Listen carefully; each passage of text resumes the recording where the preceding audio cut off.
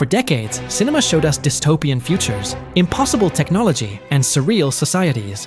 But today, reality has struck back with authority. Those directors weren't just writing scripts, they were drafting today's news. It is easy to be amazed by the prediction of artificial intelligence, or the video calls that Kubrick imagined 50 years ago. But cinema also has a B-side, and it is much darker. The degradation of the human intellect, the loss of the human soul, the massive addiction to screens, and a society that has turned its own existence into an empty spectacle. Get ready. Today, you won't see simple, fun coincidences. You are going to see how the most terrifying dystopias fell short, and how the future that scared us so much has already been living among us for a long time.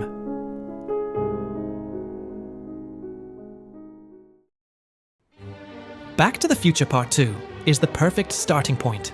It was the film that taught us to dream of tomorrow, even if today we view its hits with a mixture of wonder and melancholy. In 1989, Robert Zemeckis threw us into a vibrant 2015 filled with neon colors and technology that seemed like pure fantasy. And while we are still waiting for the Mattel hoverboard, the precision with which this film analyzed our way of life is, quite simply, unreal. Marty McFly arrived in a future where video calls were the norm. Seeing an adult Marty being fired through a giant screen is our daily routine today, on Zoom or Skype. But there was more.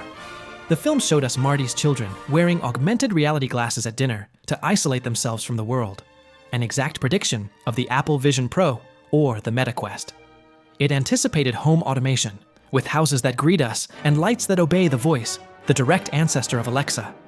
We saw drones capturing news, electronic payments, and the massive use of biometrics, opening doors or paying for services with a fingerprint, something we now do mechanically with our phones hundreds of times a day. Back to the Future still maintained an optimistic tone. It showed us a future where technology made our lives more comfortable and fun. But what excited us when we were children terrifies us today. Today, we have seen how naive we were to believe that this would give us happiness. Long before algorithms, social networks, or debates about media manipulation existed, David Cronenberg imagined a world where technology didn't just entertain. It reprogrammed the human mind. Released in 1983, Videodrome follows Max Renn, a TV channel director obsessed with finding increasingly extreme content to capture an audience. In his search, he discovers a mysterious television signal called Videodrome, an underground program of brutal violence that soon reveals something much more disturbing. Watching those images physically alters his brain and his body. Cronenberg coined the phrase, "the new flesh," predicting a future where the distinction between what we see on a screen and who we are would disappear completely. At the time, the idea seemed like a paranoid nightmare about television. Today, it feels hauntingly familiar. We live surrounded by screens that fight fiercely for our attention, algorithms designed to keep us addicted, and increasingly extreme content seeking to provoke intense emotional reactions. Cronenberg predicted the loneliness of the individual locked in a loop of visual consumption, the disappearance of privacy in favor of the spectacle, and how violence and sex mediated by technology would end up anesthetizing our empathy and our soul. If this movie scares you, perhaps it should scare you even more to scroll infinitely on TikTok or watch pornography.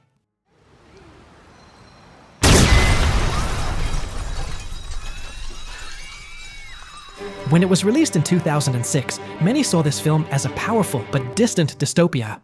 However, over the years, Alfonso Cuarón's vision has stopped looking like a dark fantasy and has become hauntingly close. It places us in 2027, where humanity has become sterile.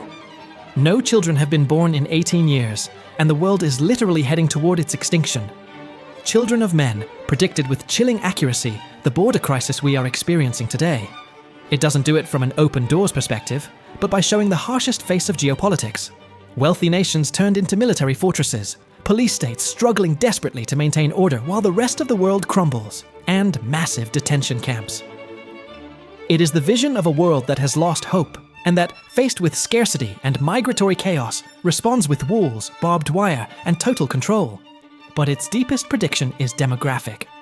While in the movie the cause is a disease, in our reality it is a cultural and economic decision. Birth rates in the West and Asia are at historic lows. We are living, for the first time in modern history, in societies that age without replacement, losing the vital impulse that keeps a civilization alive. The film warned us that a society without children is a society that stops caring for its future, loses its soul, and ends up collapsing under the weight of its own decadence. It is the prediction of a society that has lost its purpose for survival. It nailed the feeling of modern nihilism, a population that, having no children and therefore no future, gives itself over to chaos, religious fanaticism, or assisted suicide, something we already see legalized and promoted in several Western countries. Children of Men warned us that a civilization that does not reproduce and does not protect its borders, both physical and spiritual, is condemned to become a battlefield. It is the portrait of a world that has lost faith in itself and only waits, amidst explosions and state propaganda, for the last human being to turn out the light. I'm as mad as hell, and I'm not going to take this anymore. If you think media manipulation and news designed to generate hate are inventions of the Twitter era, you have to see Network. Released in 1976, Network is possibly the most prophetic film about the entertainment industry and mass manipulation. The plot follows Howard Beale, a news anchor who, after announcing his suicide on air due to low ratings, becomes a prophet of rage.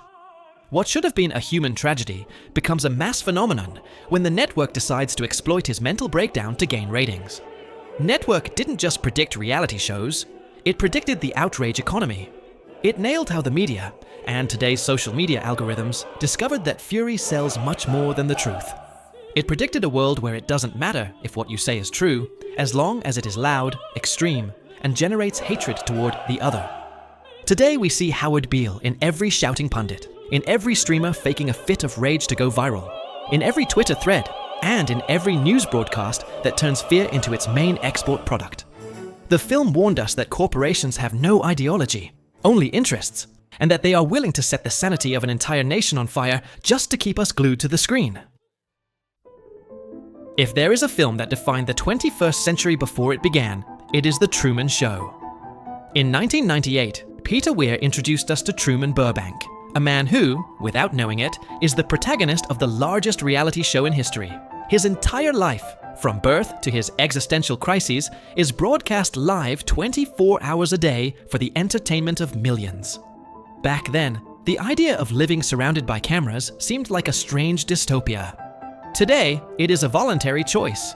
The Truman Show didn't just predict the rise of reality shows like Big Brother, it predicted the era of the influencer. We have gone from pitying Truman for having no privacy to envying those who managed to turn their private lives into a mass-market product. Truman lives in a world where his friends and even his own wife sell products to him while looking at the camera in the middle of a conversation. Look around you today. Instagram and TikTok are human catalogs where the line between real friendship and advertising has been completely blurred. We have accepted living in a glass bubble, acting for an invisible audience in exchange for a like or a subscription. Have you ever wondered why the hell you upload your life to Network seeking validation? Truman fought desperately to get out of his set to find the truth. We, on the other hand, are fighting desperately to get into it, turning our reality into an empty stage where the only thing that matters is that the camera keeps recording. If you want Truman's happy ending, you don't have to sail to the horizon. It's enough to live your real life and flee from the dictatorship of the screens. In 2002, Steven Spielberg brought to the screen one of the most detailed and surprising technological futures ever imagined.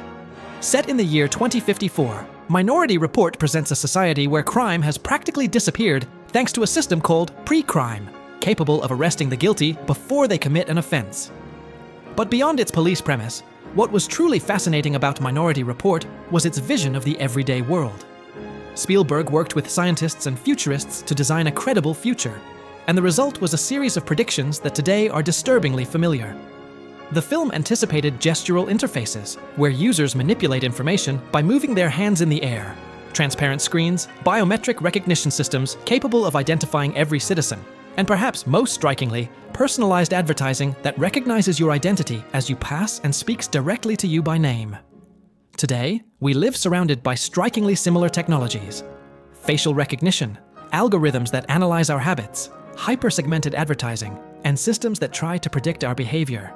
Minority Report didn't just imagine a technological future, it anticipated a much more unsettling question. What happens when technology thinks it knows more about us than we do ourselves? In 2013, Spike Jonze presented us with a vision of the future that was not dark or violent, but strangely warm and clean. But that warmth hid the deepest void on our list. Her shows us Theodore, a lonely man who has just ended a relationship and finds solace in an artificial intelligence operating system named Samantha. What 10 years ago seemed like an exaggerated metaphor for loneliness is today a technical reality. Her predicted with chilling accuracy the arrival of conversational artificial intelligences that you can talk to one-on-one. With the new voice mode of tools like ChatGPT, there is no longer a difference. The voice is human, the humor is human, and the empathy feels real.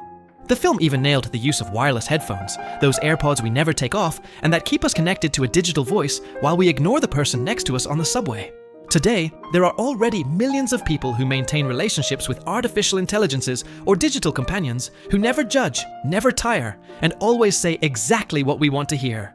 Her warned us that, in an increasingly isolated society fearful of rejection, artificial intelligence would not come to destroy us with missiles, but with artificial empathy. The danger is not that the machine is real, but that we, in our desperation to connect, decide that the simulation is enough. But her didn't just predict the evolution of artificial intelligence. It predicted something deeper, the emotional loneliness of a hyper-connected society, where technology acts as a false mirror of the love we are looking for. There is a film that went from being a tender children's adventure to becoming the cruelest mirror of our society, and that is Wall-E. Released by Pixar in 2008, it showed us a future where humanity has abandoned an Earth turned into a landfill to live in a luxurious spaceship called the Axiom. But what we find there is not a utopia, but a nightmare of extreme comfort and physical and mental paralysis. Wall-E shows us humanity with morbid obesity that prevents them from walking, floating in smart chairs with a screen glued to their faces 24 hours a day.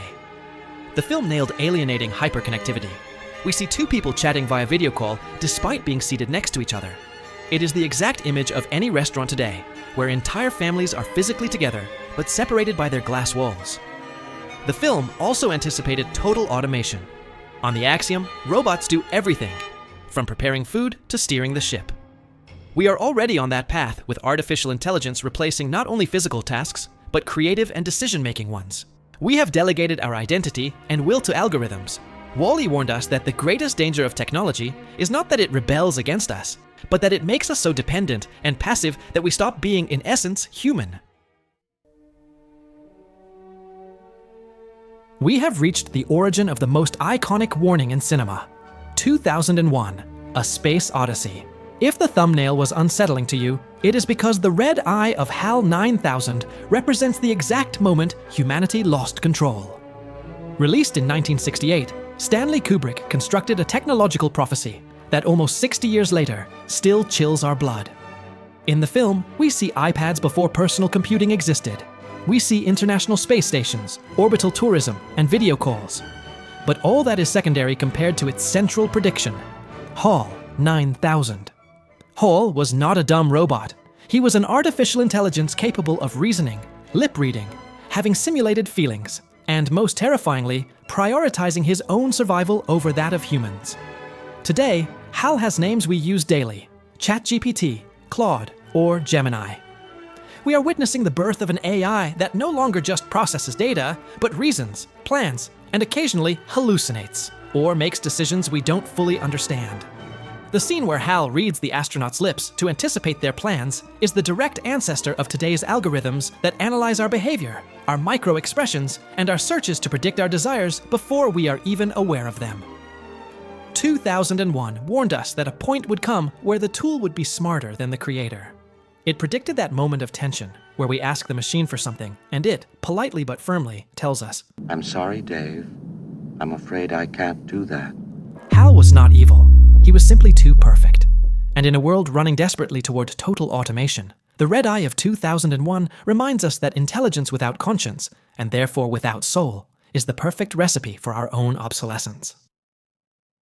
Before the number one spot, a special mention to Moby's music video, Are You Lost in the World Like Me? A visual masterpiece from 2017 that seemed exaggerated at the time, but now we see it falls short. Mobile addiction, hypersexualization, the search for mass validation, loss of empathy, and dating apps that destroy the very concept of love. It only lasts 3 minutes. I recommend you look it up on YouTube. And when you finish it, please, don't go watch TikTok. Think about what you have just seen and ask yourselves if you truly want to live that way. We have reached number 1. And it hurts. Idiocracy, sadly, is the most prophetic film in the history of cinema. The premise is simple. An average man from the present travels 500 years into the future and discovers that humanity has become stupid because intellectuals stopped having children, while the most uneducated strata reproduced without control. What was once a box office failure is today the most cited film of the century. Why? Because it nailed everything. To start, it predicted the degradation of language. In the film, people speak a mix of slang, insults, and advertising. Look at our social networks today. Communication has been reduced to emojis, TikTok catchphrases, and an increasingly poor vocabulary. It predicted politics as a mass spectacle. President Camacho is a WWE wrestler who fires machine guns in Congress to cheer the crowd. If you look at current election campaigns, where insults and the show are worth more than the economic program, you will realize that Camacho is already here. But there is more. Idiocracy predicted the victory of junk food over health. In its future, they water the fields with an energy drink called Brondo because it has electrolytes, causing a global famine because water is for the toilet. It is the perfect metaphor for our current society, where we prefer immediate pleasure, even if it is killing us. It predicted entertainment based on humiliation. The most watched show is called Ow My Balls, where people are simply hit. Does the viral content of YouTube or absurd internet challenges sound familiar? It even predicted Crocs, which were used in the movie because they were the ugliest and stupidest footwear they could find, and today they are a global trend. Idiocracy is the number 1 spot because it didn't predict a technology. It predicted our decadence. It warned us that the end of civilization would not come from a nuclear war or an alien invasion, but from our own intellectual laziness, our addiction to comfort, and our voluntary surrender of critical thinking. The future of 2505 is not centuries away. It is a few clicks from here. Ask yourself why you consume trash content, why you beg for validation on Instagram, or why you are terrified to be alone with your own thoughts without filling the void with TikTok. No one in the history of humanity has found peace by accumulating millions of followers, or by listening to strangers say they are the man, and much less through artificial pleasures designed by an algorithm. Technology promised us freedom, but it has built us a glass cage. The future that the movies predicted is already here. But you still have the switch. Turn off the screen, reclaim your soul, and for once, simply live. Start to truly love and detoxify yourself from that modern, cynical, and empty vision that they try to sell us today as progress. Tell me, are you going to keep showing off a life you hate so much that you need to anesthetize it every 5 minutes? Or are you going to have the courage to start living for real? The door is open. You decide if you want to leave.